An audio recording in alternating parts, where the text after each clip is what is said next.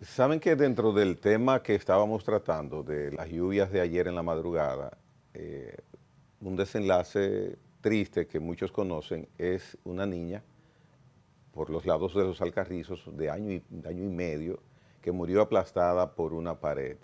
Sí, lo Yo mencioné. miré, sí, sí, tú lo mencionaste, yo miré Sí, eso es. imágenes ayer de qué fue lo que sucedió visualmente, dónde estaba esa pared, cómo era la casita de ellos.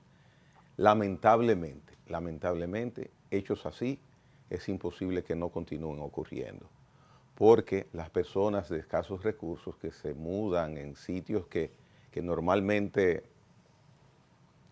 toman esos terrenos, suben ahí dos o tres paredes, como sea, de lo que sea, después con el tiempo le van poniendo blocks, los que pueden, pero esas condiciones donde vivía esa niñita, ella vivía en constante riesgo.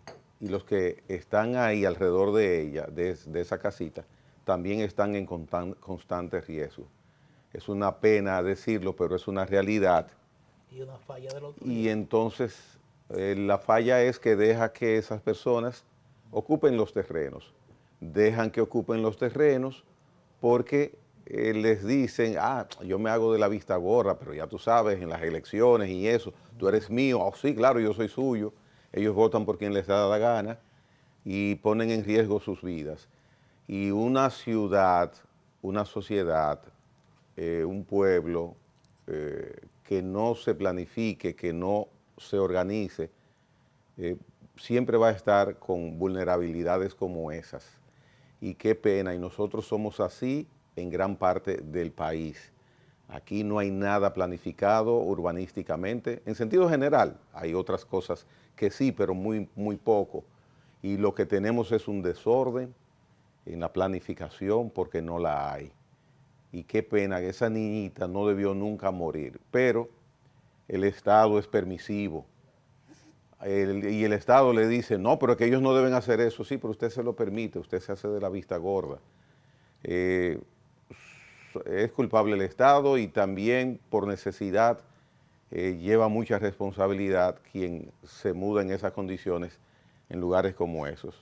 Un dilema, una situación triste, una realidad que tenemos en República Dominicana. Lamentable, eso es parte de la politiquería.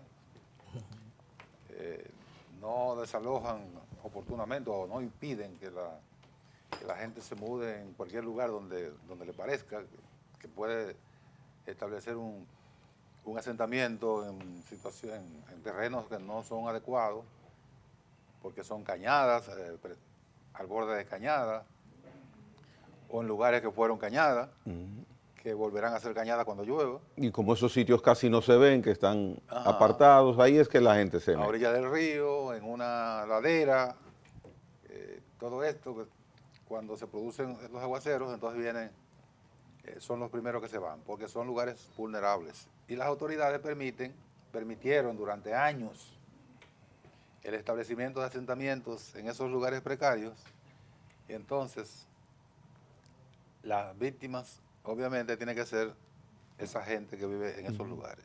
¿Por qué se permitió que los primeros establecieran los asentamientos allí? Por la politiquería. Sí. Veían ahí un nicho de votos y entonces lo que hacían era que incentivaban los politiquitos de los barrios, incentivaban la ocupación de esos lugares para ir luego a pasar la factura electoral.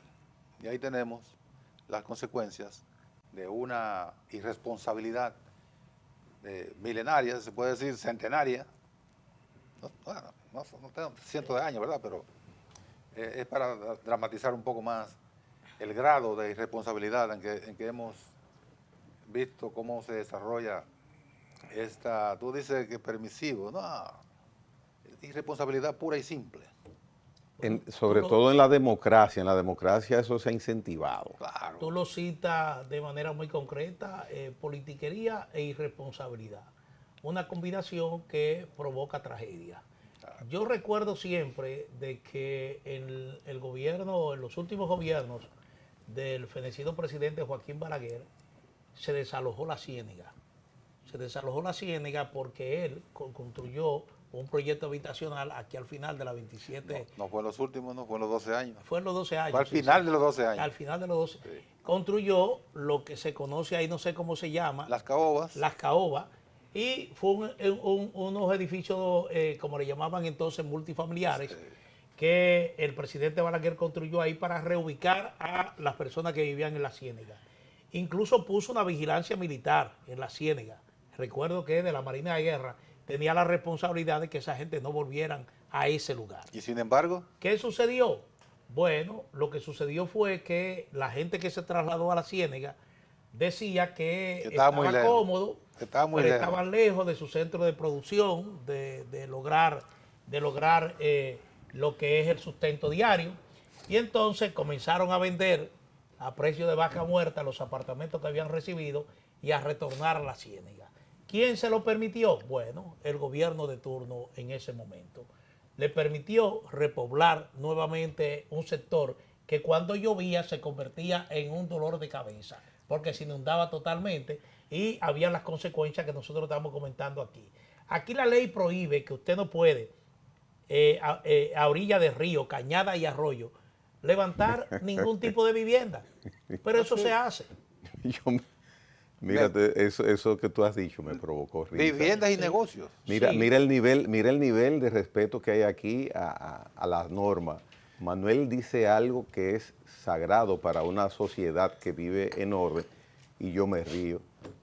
Porque, No, pero es que te causa porque hilaridad porque claro, porque no se respeta, porque o sea son que cosas nadie ve que uno se dice, respeta. bueno, y entonces ahí está lo que dice Nelson, esa combinación de politiquería y irresponsabilidad es lo que No, genera sí. esos cinturones. Usted va, por ejemplo, ahora a orilla del río Osama, a orilla del río Isabela. Eso se ha hablado 20.000 veces.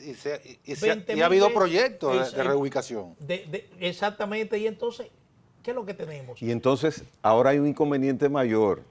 Esto es un chiste malo quizás. Como las candidaturas independientes no están permitidas, ya ninguno de nosotros tres tenemos la posibilidad de dirigir el país porque no somos de ningún partido. Entonces, No tiene que inscribirse en un partido. Inscribirse en un partido. Sí. pero es que los partidos no han resuelto, son el problema. Entonces, Es que usted no cree en los partidos. no me meten en problemas, muchacho. Ajá, ¿y qué es lo que estamos hablando? No me metas en... Mira, eso, lo que tú refieres de la caoba, me ocurrió recientemente, hubo una inauguración y entrega de apartamentos en Las Canelas, Santiago. Un hábitat que creó, que financió a través de un fideicomiso con el banco, con el Ministerio de Vivienda. Allí se han construido se van a construir, cuando esté completo van a ser 2.500,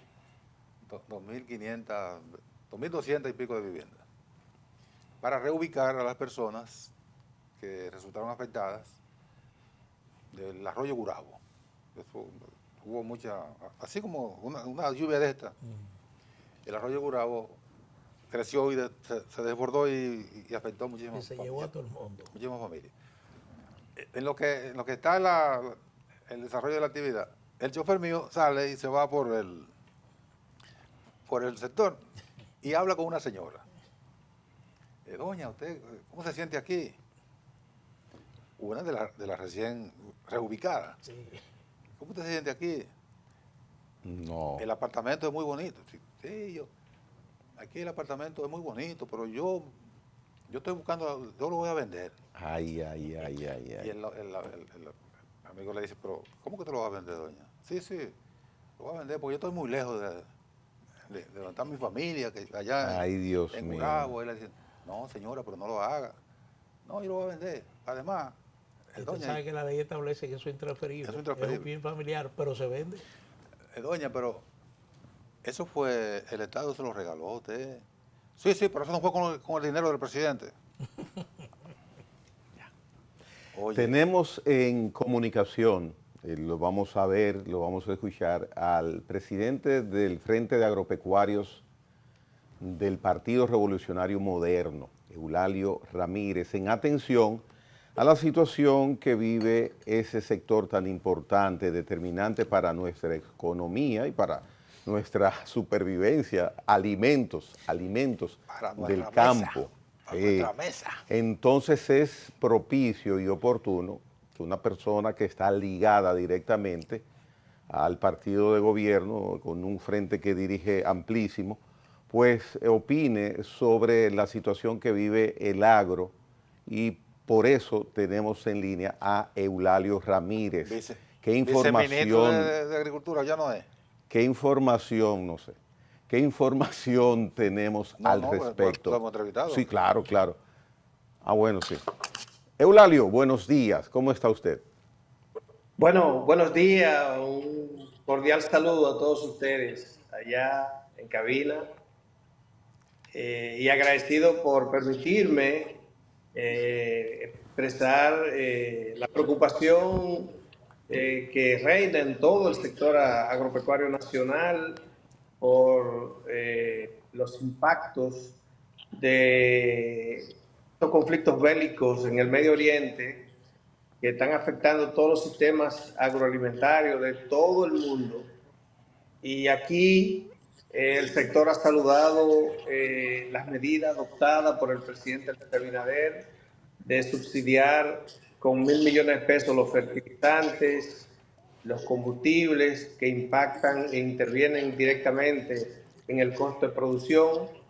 Ante esa situación, nosotros como Frente Agropecuario hemos hecho un llamado a todo el sector, tanto público como privado, principalmente el sector privado, los productores que juegan un papel siempre determinante, los comerciantes, los agroempresarios, que muchos productos se pueden procesar en este momento y darle la mejor de las utilidades, que no se pierda, se desperdicie. A todo el sector, exportadores, importadores, a una gran alianza que se preste a nivel nacional, pero que se preste también a nivel provincial a través de los consejos de desarrollo provinciales agropecuarios, y desde ahí tomar todas las medidas concretas y efectivas para desarrollar un amplio programa de producción de los principales rubros que componen nuestro sistema de seguridad alimentaria. Este es un momento determinante, el gobierno ha dispuesto todo el apoyo necesario, aparte de estos subsidios, financiamiento a través del Banco Agrícola amplio y blando para los pequeños y medianos productores, también la implementación de un programa especial de asistencia técnica. Es necesario utilizar las semillas certificadas y todo material de siembra que se requiere para este esfuerzo. De esa manera, lo que el llamado es para que el país se unifique, todo el sector agropecuario dominicano, tanto público como privado, se unifique para juntos hacer frente a los efectos que puedan venir. Mire, esa petición suya, esa sugerencia, esa idea es interesante. Y pienso que quien la escuche dirá, pero mira, eso puede funcionar. ¿Y cómo en la práctica puede concretarse? Porque estamos hablando de sectores que cada uno tiene sus intereses, el agropecuario, el arrocero, el que siembra tomate, el de ajo, o sea, el porcicultor, el avicultor, son sectores muy sólidos aquí, pero esa idea suya podría concretarse, o el gobierno tiene interés, o usted es portavoz de lo que el gobierno pretendería hacer, o es una idea particular, para que no nos quedemos solamente en deseos. Es una visión que desde el día 1 de esta gestión del presidente Abinader se viene implementando, tanto el Ministerio de Agricultura que trabaja en alianza con los diferentes sectores o subsectores. El propio presidente permanentemente recibe en el Palacio a los diferentes sectores productivos y simplemente es de manera extraordinaria activar esta visión, este esfuerzo de que todo el mundo se integre y que aporte, que los diferentes subsectores aporten a este esfuerzo unitario para respaldar la medida que el presidente ha venido adoptando en el sector agropecuario. El sector agropecuario ha demostrado resiliencia frente a esta demanda y es simplemente que cada uno ponga su esfuerzo. Es necesario un amplio programa de preparación masiva de terrenos, ahora que estamos en primavera, que es una temporada ideal, y desde ahí desarrollar ese amplio esfuerzo de siembra masiva de los cultivos que principalmente componen nuestra seguridad alimentaria, la dieta de cada día de los dominicanos. Eulalio, buenos días. Manuel Jiménez. Un placer, Manuel. ¿Cómo Sí. estás? Quiero preguntarle en relación a lo que usted está diciendo, ¿en qué medida puede afectar lo que es la producción de alimentos en República Dominicana?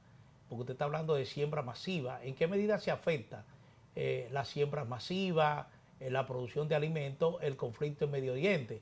Porque me podrá decir, bueno, a través del aumento del costo de producción, pero el gobierno ya dijo que va a instalar un subsidio a los fertilizantes tiene $1.000 millones de dólares o de pesos para afrontar esa eventualidad. Entonces, esta pregunta un poco inocente, ¿en qué medida podrá afectar la producción de alimentos en República Dominicana? Y eso que usted está diciendo, bueno, un programa de siembra masiva. Incluso las condiciones climáticas están favoreciendo a la agricultura. Así es. Bueno, tú sabes que nuestro sistema de producción tiene un componente externo, que dependemos de los combustibles, que juegan un papel tanto para la preparación de tierra, que se usa combustible, el transporte de los productos agropecuarios que usa combustible, las bombas para irrigación te usa combustible, pero también los fertilizantes y los insumos agrícolas, pesticidas, insecticidas, fungicidas, etcétera, también son importados. ¿Qué pasó? Se cortó. Bueno, parece que se cortó. Don Carlos, se cayó la comunicación. Caray. Bueno, es una misión cuesta arriba que tiene el gobierno. ¿Está ahí? Sí, estamos aquí. Ok, continúelo. Aparte de eso, algunos commodities, mucha materia prima también. Nosotros importamos 30 millones de quintales de maíz para la avicultura, para la porcicultura, y eso, por estos fenómenos, generalmente se incrementan los precios a nivel internacional. Entonces, de lo que se trata es de que todos juntos se tomen la medida, tanto el sector público como el sector privado, pertinentes, adecuadas para salvaguardar, para protegernos y seguir siendo resilientes frente a todos estos factores. Bueno, parece que anteayer, ¿verdad? El lunes a martes, pareció que, bueno, martes a miércoles, pareció que había alguna luz al final del túnel con la firma el compromiso del alto el fuego en la guerra del Medio Oriente, pero parece que eso está por hacer agua. A lo que me refiero es tan pronto se anunció la posibilidad del alto el fuego, los precios de los combustibles, del petróleo, bajaron, los precios de ambas variedades de petróleo bajaron significativamente, al punto de que hoy anda por ahí por el 92, 93 dólares, Gregory, ¿verdad? Voy a chequearlo. Anda por ahí. Entonces,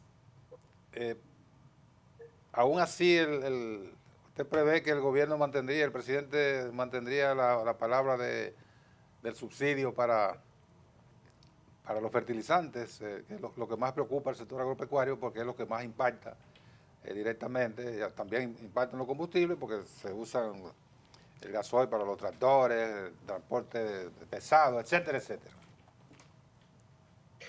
Sí, el gobierno tiene un compromiso. Recuerda que el combustible, el barril de petróleo viene de $68 y llegó hasta 100 y más de $100. Ha bajado recientemente por esta medida, que esperamos que se mantenga el cese de estas intervenciones militares,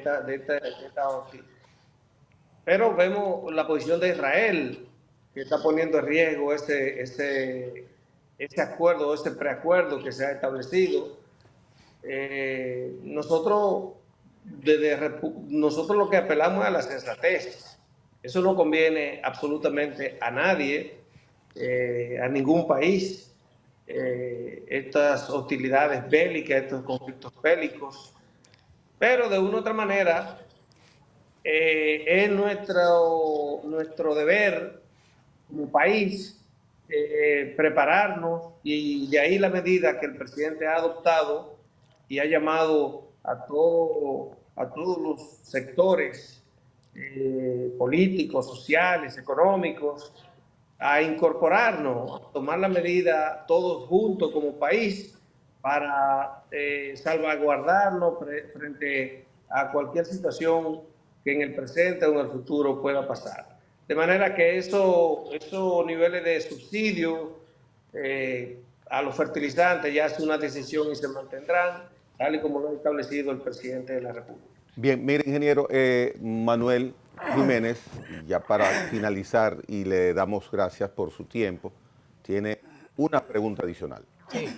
Bueno, la Asociación Nacional de Profesionales Agrícolas, el AMPA, está denunciando que está siendo reprimida por el gobierno, que no hay atención a las demandas. La AMPA, no. La AMPA, disculpe.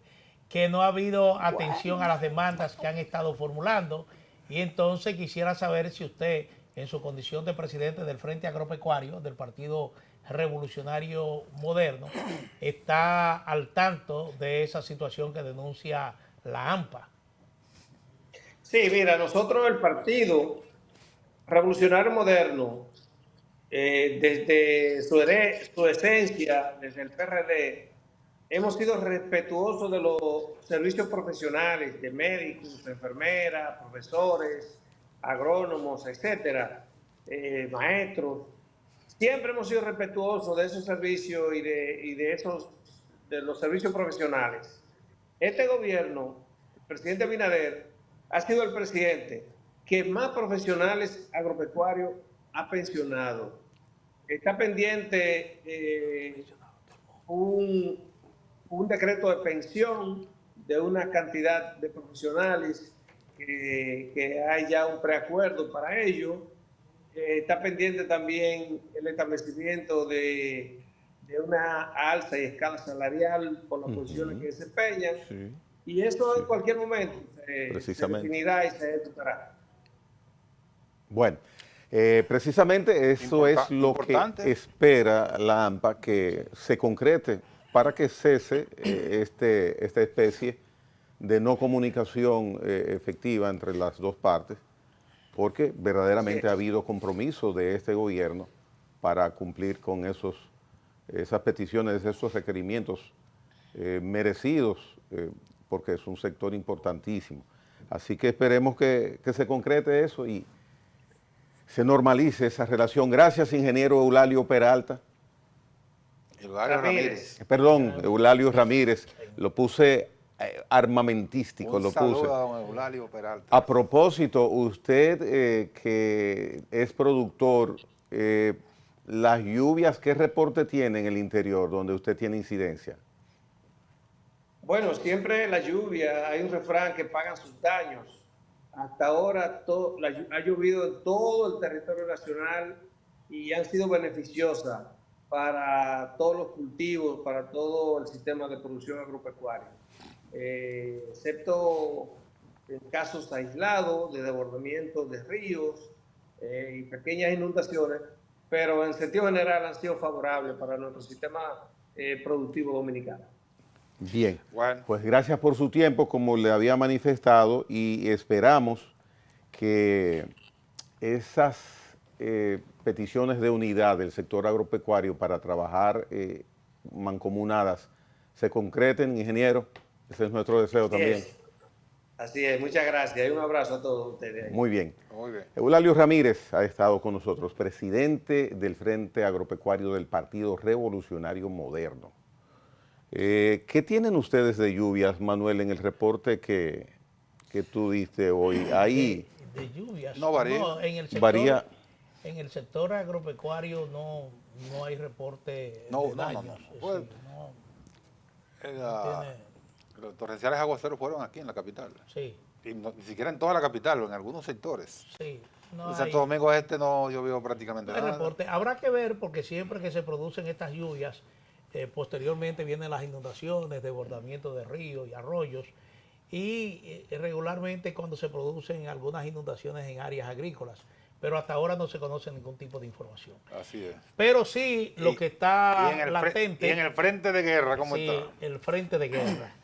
Miren, señores, pocas horas antes de que se cumpliera el ultimátum, el último ultimátum que el presidente Trump había dado a Irán, de que si no otemperaba con la apertura del estrecho de Hormuz, el antepenúltimo.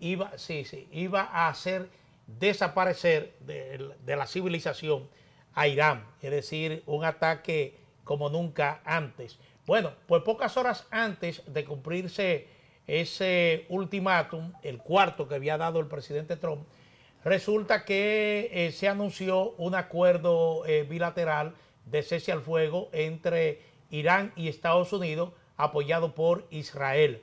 Eso lo anunció en principio el primer ministro de Pakistán, que dijo que había solicitado al presidente Trump que variara su ultimátum y lo extendiera por 2 semanas. Efectivamente, el acuerdo inicial de cese al fuego ha sido que tenga una vigencia de 2 semanas. En el día de ayer, incluso el vicepresidente J.D. Vance reconoció que es un acuerdo frágil, porque en el día de ayer Israel atacó la parte sur del Líbano, es decir, prosiguió su enfrentamiento con Hezbollah, un grupo armado que es respaldado por Irán, y a consecuencia de ese ataque que hizo Israel a la parte sur del Líbano, con un saldo hasta ahora conocido de 112 muertos, impactos en muchos lugares, incluyendo edificaciones civiles, Irán entendió que eso implicaba una violación al acuerdo al cese al fuego y atacó a Israel. Israel alega que en las negociaciones para poner cese al conflicto inicialmente nunca estuvo la posibilidad de un cese al fuego en el Líbano. Y entonces la situación se complica un tanto porque Irán, que en este cese al fuego mantiene el control sobre el estrecho de Hormuz y que había anunciado previamente de que iba a permitir el cruce de los buques que normalmente atraviesan ese estrecho durante 2 semanas sin ningún tipo de consecuencia, entonces dijo que volvía a cerrar el estrecho, estableciendo incluso el cobro de un peaje para las embarcaciones que crucen por esa vía marítima, oceánica, y que el pago se realizaría, incluso me llamó la atención, en criptomonedas. Me llamó la atención porque al principio se estaba cobrando en yuan, que es la moneda china. Pero para mañana viernes, según el primer ministro de Pakistán, está fijado el primer encuentro entre representantes, primer encuentro frontal entre representantes de los Estados Unidos, que en este caso estaría encabezado por el vicepresidente Vance, y representantes de Irán, en Islamabad, que es la capital de Pakistán. Esta primera negociación se produce en medio de esta incertidumbre. Muchas agencias de prensa están citando el hecho de que la posibilidad de que el cese al fuego se rompa es muy probable y hay intervenciones incluso de varios países tratando de reforzar, tanto reforzar con llamado a los Estados Unidos, llamado a Irán y llamado a Israel, de que mantengan abierta el canal de diálogo, el canal de la conversación, para que se pueda ir avanzando ya en la construcción de una paz más duradera entre estos actores. Estados Unidos critica que Irán haya amenazado con restablecer el cierre del estrecho, critica igualmente que se esté cobrando un peaje a los barcos que cruzan por esa vía oceánica. La situación se complica al paso de las horas porque hoy temprano en la mañana se habló igualmente de nuevos ataques. Israel no ha detenido sus bombardeos contra la parte del sur del Líbano, a pesar de que Francia dijo que iba a lograr que Israel de alguna manera disminuyera su intensidad en estos ataques al Líbano. Esa es la situación que hay post el acuerdo que se anunció de cese al fuego. Ahora lo que está pendiente es que mañana viernes, en ese primer contacto frontal que van a tener delegaciones de los Estados Unidos y de Irán, se avance y se consolide de alguna manera el cese al fuego. Pero hay una declaración que surgió ayer del presidente del Parlamento iraní, donde dice que resulta irrazonable negociar con Estados Unidos. Esta es una declaración que parece un tanto preocupante y parece dar la tónica de que en Irán no hay un mando unificado, de que realmente parece ser que hay sectores en Irán que entienden que deben mantener el conflicto, hay otros sectores un poco más, si se quiere, conservadores, que entienden que sí, que hay que proseguir las negociaciones para lograr un cese al fuego definitivo y ya construir un proceso de paz duradera, pero esto realmente pasa por el hecho de que tanto ese poder religioso, ese poder político en Irán ha sido de alguna manera diezmado con las acciones de Israel, descabezando precisamente los mandos iraníes, tanto en el plano militar, en el plano político y en el plano religioso, y es probable que ahí surjan varios sectores de poder que mantengan algún tipo de pugna interna en torno a lo que finalmente hay que hacer. Pero la situación que está planteada es esa. Vamos a esperar mañana qué ocurre en esta conversación en Islamabad con Estados Unidos e Irán para ver si se consolida el cese al fuego o si por el contrario se avanza ya a una construcción de una paz duradera en esa conflictiva región. Nelson, antes de tu opinión, va a quedar, a mi modo de ver, cuando pase esta situación, que va a terminar, yo espero que en 3 semanas, no más de ahí, va a quedar un sabor de que Israel hizo lo que quiso con Estados Unidos, tengo esa impresión. Lo ha venido haciendo, incluso los propios dirigentes de los Estados Unidos admitieron que entraron en el conflicto, atacaron a Irán porque Israel lo iba a atacar y entonces ellos no querían aparecer como secundarios de Israel, una actitud que yo entendí siempre irresponsable, porque si usted es la potencia, usted debe marcar la tónica, pero en este caso, ahí hay intereses muy, muy diversos, a veces intereses confrontados. Los intereses de Estados Unidos van por un lado y los intereses de Israel van por otro. A veces unifican, siempre priorizando los intereses de Israel. ¿Sabes por qué? Porque Israel tiene su agenda. Israel es de Israel. Israel tiene su agenda y que es una agenda de los israelíes por un lado, pero una agenda de Netanyahu por otro lado, que tampoco hay una unificación, aunque aparenta que por la situación de guerra parecería una voz unificada, pero en Israel no hay una voz unificada tampoco. Predomina la posición de los intereses de este criminal que gobierna Israel. Pues bien, entonces, cuando se anunció el inicio de las negociaciones, el presidente Trump, que no habla por la Casa Blanca, sino habla por algo insólito, un presidente que habla por una red social, no emiten un comunicado a través de la Casa Blanca. No, una red social. Es el canal de información del presidente. Bueno, para eso esa es su lógica informativa. Eso lo inició un señor llamado Barack Obama, en cierto modo. No, Barack Obama, No, pero era más formal. Eso. Barack Obama retuiteaba lo que se tuiteaba por POTUS. President of the United States. POTUS es la cuenta oficial de la Casa Blanca. Entonces, el presidente habló, y podemos buscar el tuit de Truth Social del presidente, donde él dijo que había aceptado, porque eran razonables, los 10 puntos presentados por Irán. Esa fue la base del principio de negociación. Y en esos 10 puntos, creo que el cuarto o el quinto, está incluido el Líbano. Porque el Líbano forma parte de todo de la generalidad del conflicto en Medio Oriente. Aunque un conflicto pudiera llamarse bilateral entre Israel y Hezbollah, que ni siquiera el gobierno libanés, que no cuenta en esta ecuación, el gobierno libanés no cuenta para nada, tienen esa conflictividad particular. Pero el Líbano estaba dentro de los planteamientos, dentro de los 10 puntos que el presidente Trump dijo, son razonables.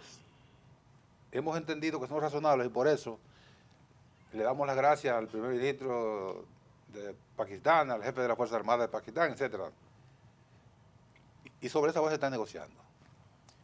Hay que reconocer que Israel siempre dijo que el Líbano no estaba incluido en el cese del fuego. Pero se supone que si el Líbano forma parte del conflicto general que tiene Israel, Estados Unidos e Irán, bueno, tendría que formar parte de los acuerdos.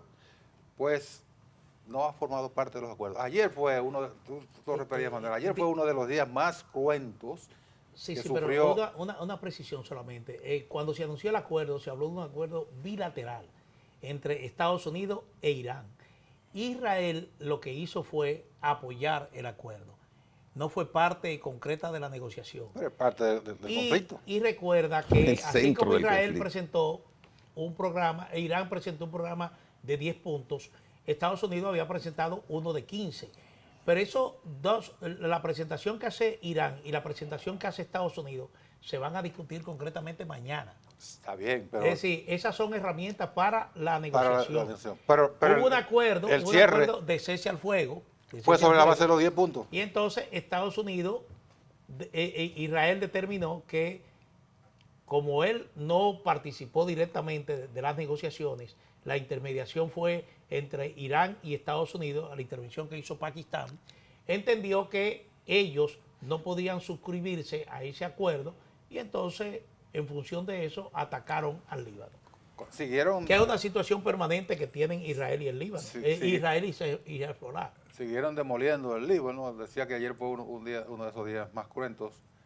Fue un ataque brutal, Sí. lo cual no es nada nuevo en la mentalidad de criminal. Parece de maldad. Sí, mira, usted está negociando por allá, pero yo no voy a entrar en esa negociación y lo voy a demostrar de tal manera que fue Oye, parecía una reminiscencia del ataque de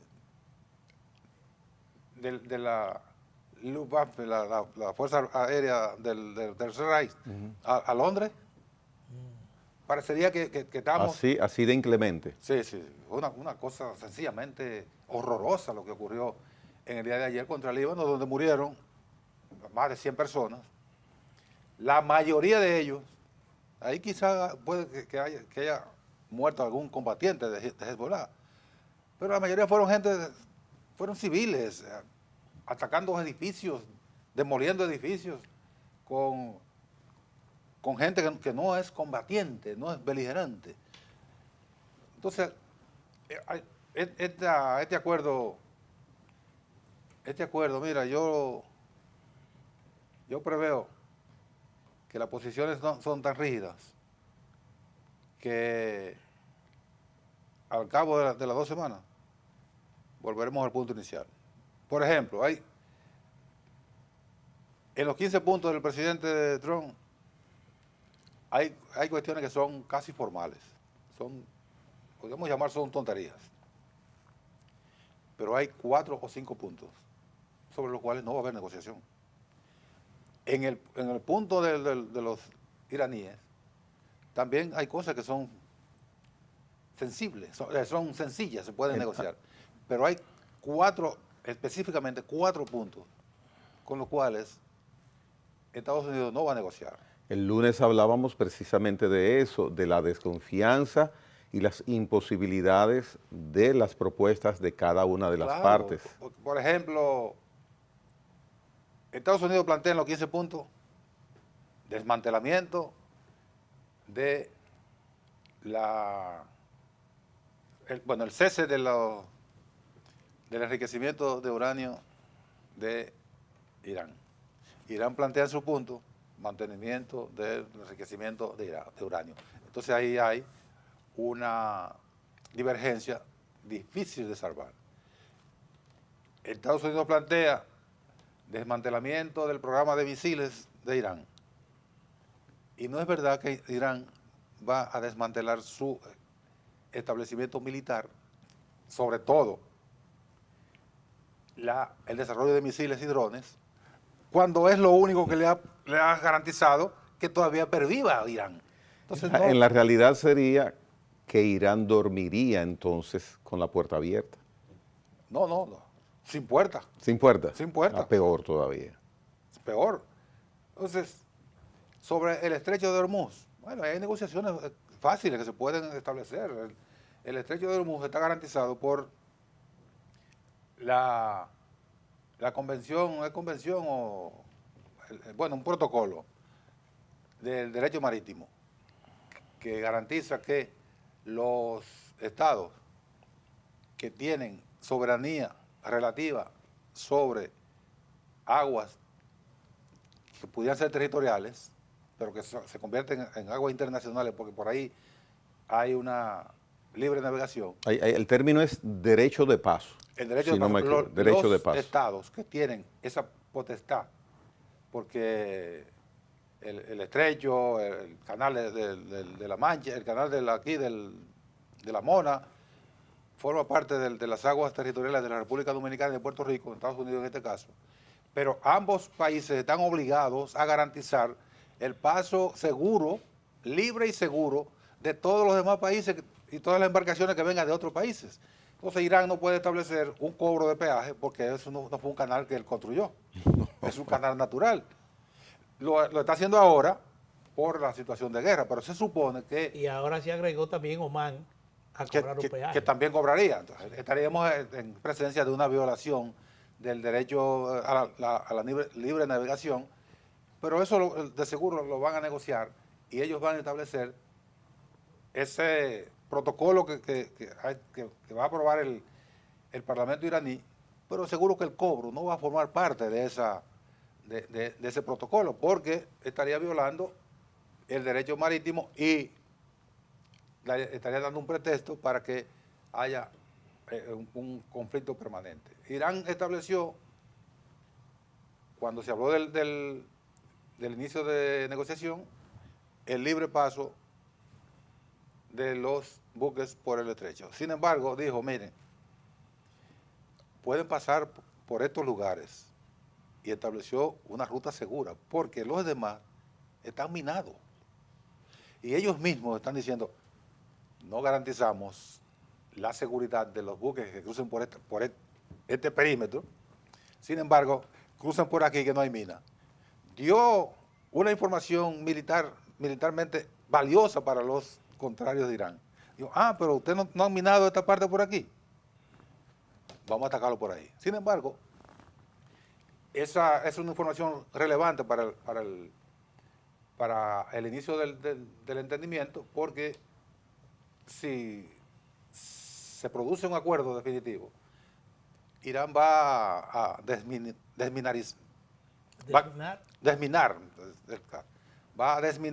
el estrecho de Hormuz para que haya la libre navegación. Si no hay acuerdo, eso que ellos dijeron que no estaba minado, de seguro que lo van a minar. Lo van a minar. Claro. Hasta el día de ayer se desconocía quiénes representarán a Irán en las conversaciones de mañana en Islamabad. El canciller. Bueno, se habló del canciller, pero Estados Unidos ya presentó un equipo negociador. Lo va a encabezar J.D. Vance, Sí, J.D. Sí, el vicepresidente. J.D. Vance, Porque sí, Irán no eso quiere a Kushner y a Wicko. Dijeron, si lo vemos, le vamos a caer a galletas. Sí, eso lo dije al principio. Es decir, J.D. Vance va a encabezar el equipo negociador de los Estados Unidos. Se ha hablado de que el canciller iraní podría participar y se ha hablado también del presidente del Parlamento iraní. Eso. Se ha hablado de esos dos. No se conoce de otros nombres que deberían integrar esta misión negociadora. Pero todo se concretiza a lo que puede ocurrir mañana en ese primer contacto. Es vital, es crucial. Que podría ser un contacto como los boxeadores. Bueno, Estudiar el contrario. exactamente, pero representa un buen signo el hecho de que hablen ya de manera directa. Es decir, eso es un buen signo en el marco del conflicto. Pero el presidente Trump sigue disparando a ciegas, como se dice. En el día de ayer él recibió en la Casa Blanca, en el Salón Oval, a Mark Rutte, que es el secretario general de la OTAN. Y Que no puede haber no puede haber en la Tierra un tipo más arrastrado que ese. sí, pero lo que llamaba la atención ayer Táctico. a las agencias de prensa fue algo que Trump ha planteado ya en varias ocasiones. La posibilidad de que Estados Unidos se retire de la alianza. Asqueroseó a la OTAN. Sí, se retire. No es la primera vez. Él ha venido tomando una posición realmente crítica, intransigente frente a la OTAN desde su primer gobierno, bajo diferentes argumentos. Una diciendo que la OTAN invierte poco en defensa, el resto de los países de la OTAN depende mucho de Estados Unidos, que Estados Unidos es el único, que deben aportar más. Es decir, él ha utilizado diversos discursos, diversas narrativas para cuestionar a la OTAN. Y la consecuencia de esa actitud que ha mantenido el presidente Trump contra la más importante alianza militar del mundo ha sido precisamente lo que ocurrió con el ataque de Estados Unidos a Irán. Estados Unidos reclamó el apoyo del resto de la OTAN. ¿Qué hizo la OTAN? Se cruzó de brazos. Pues usted no nos avisó. Se cruzó de brazos. Bueno, usted ni nos avisó, pero vive vilipendiándonos, vive acusándonos de todo. Somos todo lo que usted quiera. Entonces, ahora pide nuestra ayuda. ¿Y qué le hicieron? Bueno, le hicieron el foco. Y yo digo, cuando sigue disparando a ciegas, no creo que le convenga a Estados Unidos retirarse de la OTAN. No creo que le convenga porque la OTAN es fuerte por los países que son miembros. Si se resquebraja, si se rompe esa unidad... Sobre todo porque participa Estados Unidos. Exactamente. Pero si se rompe esa unidad, ya no es una alianza militar fuerte.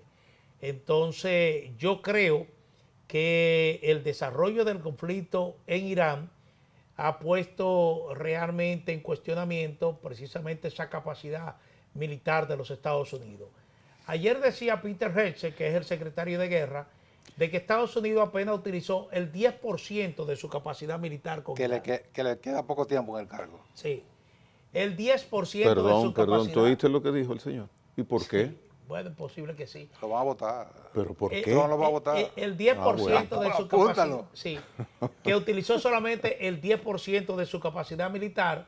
Él está reivindicando que Estados Unidos ganó la guerra y que destruyó la marina de Irán, destruyó su capacidad de misiles, destruyó prácticamente todo. El mismo discurso que ha mantenido Estados Unidos desde el principio. Y entonces el debate que se plantea ahora es quién ganó la guerra. Yo pienso que la humanidad ganó. Con el cese al fuego, el fuego ganó el mundo. Pero cuando se habla, por ejemplo, en términos bilaterales, en el caso de Irán y en el caso de Estados Unidos, lo que hay que ver es los resultados. Y en términos de resultados, Estados Unidos quedó mal parado.